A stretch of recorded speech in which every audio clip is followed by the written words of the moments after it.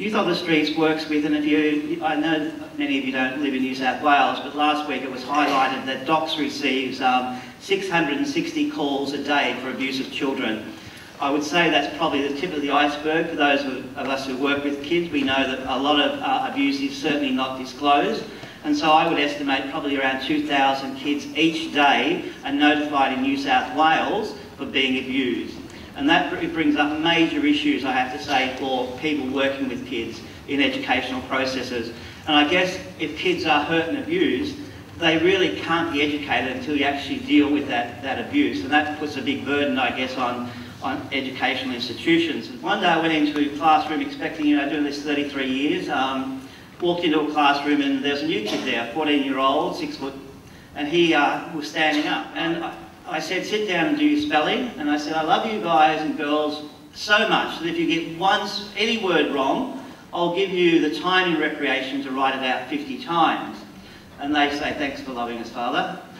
And this kid basically, when he heard that, he said, well, you can go and get bipped, and your program's a bip, bip, bip. And I thought, oh, God, I've been doing this too long to be involved in this garbage. So I said to him in anger too, I said, well, you can go and pack your bags and get the hell out of this program, and I'll personally drive you to the nearest detention centre, because that's where you're going. So he stormed off, and I stormed off, and I had just turned 50 at that time, and I thought, there's got to be a better way of doing this. And I've got this saying, which is probably the most powerful saying I've ever got hold of. It's behaviour is language. And I sat down and I thought, what is this kid's behaviour trying to tell me about him? So I went and sat down and I read his file. And what I read within 5 minutes, I knew exactly what he was telling me. At the age of 8, he'd seen his dad shoot his mum to death in front of him. The dad then turned the gun on himself and shot himself in front of this 8-year-old. He'd been sexually assaulted by his dad for the last 5 years. And what he was saying to me is, you are an adult and I don't trust any of you. The adults that are supposed to have kept me safe didn't. They actually destroyed my life, and so I'm not going to trust any adult. And I went to one of my Aboriginal youth workers and I said, whatever happens today, this kid cannot leave here.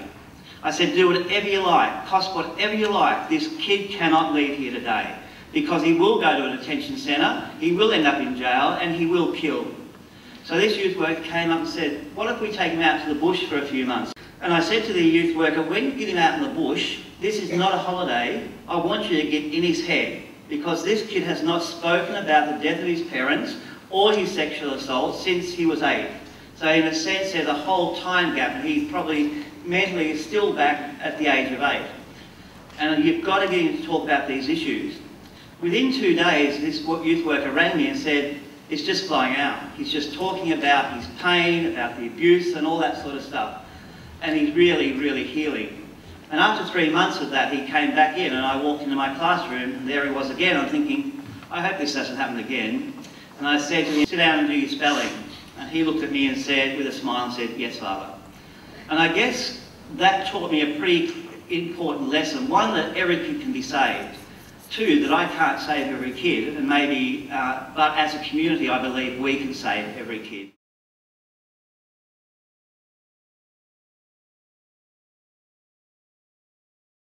Youth on the Streets certainly goes into some of the tougher neighbourhoods, as do, I guess, the TAFE. And we've gone to Macquarie Fields, and that was an interesting program in there, where most people would see Macquarie Fields as the greatest hellhole in the country. It's not. People have been beaten up there by the system for too long, and eventually they give up. And they basically will retaliate. And in the case of Macquarie Fields riots, for example, we had 2 of their young men were killed, if you remember, in a high-speed car chase, and they were told the police ran the car. And those who work with young people know that generates an incredible injustice within young men particularly. And if it was wartime, we would say, what heroes you are, you feel strongly, you're going to go and save this country. That same passion sits with young people, and every riot in Sydney over the last 5 years or so has always been generated by a perceived injustice. I think we as professionals need to go down different tracks all the time to use technology and to use different approaches to reach our kids, because they do need to be reached. And education, I believe strongly, is the way out of the cycle of poverty and abuse for our kids. And I guess the more flexible education, the better it is in terms of kids who are marginalised, kids who have been abused, kids who can't read and write, up to the age of even 16, 17, which is in some of the cases. What we've done in Macquarie Fields, which has really worked, and the example that the evidence is there. Crime rate in Macquarie Fields is down. The 2 anniversaries, we actually had no incidents whatsoever. And about 6 months ago, we had another 13-year-old, that makes 4 in the last 2.5 years, killed in high-speed car chases at Macquarie Fields. And when I went into Macquarie Fields, the first thing I did was discover there were some amazing kids there. And I had to make sure that some of them did not go to jail. And jail for kids is the worst option you could ever think of. The greatest indicator of a kid becoming a recidivist is going to jail in the first place. So when they're kids who are good and have no previous criminal history, we've got to do everything possible to keep them out of jail. And what we do is service learning. Every one of our kids has to volunteer and be involved in activities each week to make the community better. It's the greatest healing strategy I have ever used, when kids actually can see that they can make a difference. And the first thing I did with the Macquarie Fields kids was take them over to our orphanage in the Philippines.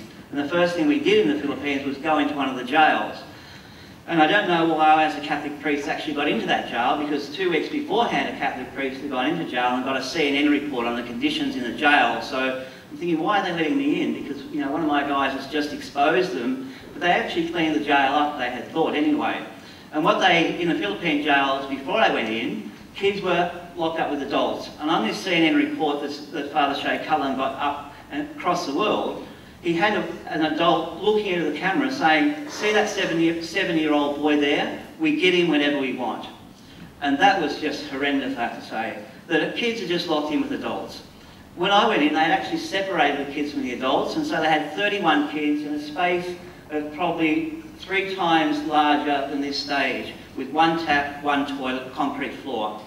And when the Macquarie Fields boys went into that, it was, we don't know if we can cope with this. It was just tears were welling in their eyes as they were thinking, how can these kids live like this with concrete floor, 1 tap, one toilet? And all of a sudden the Filipino kids started grabbing them and dancing and singing. It was just amazing in those conditions how strong and resilient those boys were. But when the kids actually came back to Australia after that experience, and I gave them $50 each to buy their mums something, it was their first overseas trip, and many of the kids from Macquarie Fields, it's a 40-minute train drive from Macquarie Fields, had never seen the Harbour Bridge.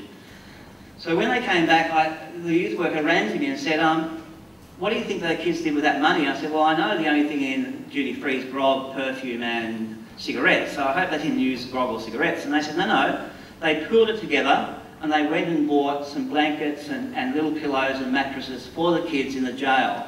So William Dean always says, when your kids can give, you know you've made a difference.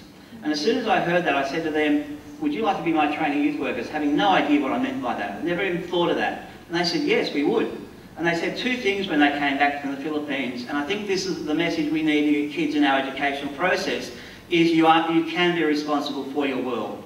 And these kids said, Macquarie Fields isn't as bad as we thought it was. I said, comparing poverty is useless. By Australian standards, you live in absolute poverty. But they then said, we know now that we can make a difference in the world.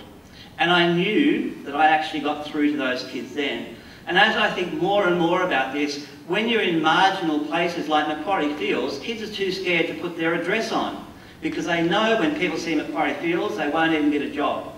And so we need to get these kids, and so you get generations of kids who are on the dole, who are unemployed, have kids by a whole lot of different people, and basically just live in their own little world as drunks or drug addicts.